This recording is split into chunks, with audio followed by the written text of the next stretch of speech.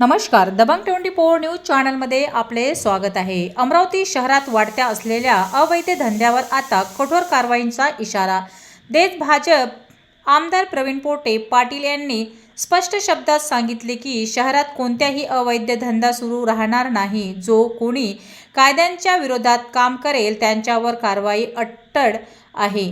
पत्रकार परिषदेत बोलताना त्यांनी सांगितले की एखादा विषय हातात घेतला की तो पूर्णत्वास नेल्याशिवाय ते शांत बसत नाही। त्यामुळे अवैध धंद्याविरोधातील ही मोहीम शेवटपर्यंत सुरू राहणार असल्याचा निर्धार त्यांनी व्यक्त केला।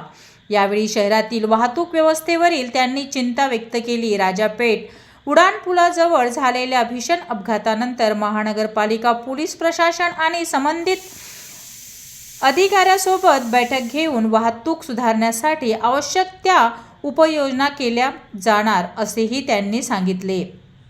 गरज पडल्यास भाजप कार्यकर्तेही रस्त्यावर उतरून जनतेच्या हितासाठी आंदोलन करील असेही त्यांनी स्पष्ट केले। तसेच अवैध धंद्यांच्या प्रश्नावर राज्याचे गृहमंत्री आणि जिल्ह्यांचे पालकमंत्री यांच्याशी चर्चा झाल्याचा दावा। शहरात कायद्याचे राज्य स्थापित करण्यासाठी प्रशासनाने कठोर भूमिका घ्यावी अशी अपेक्षा त्यांनी व्यक्त केली।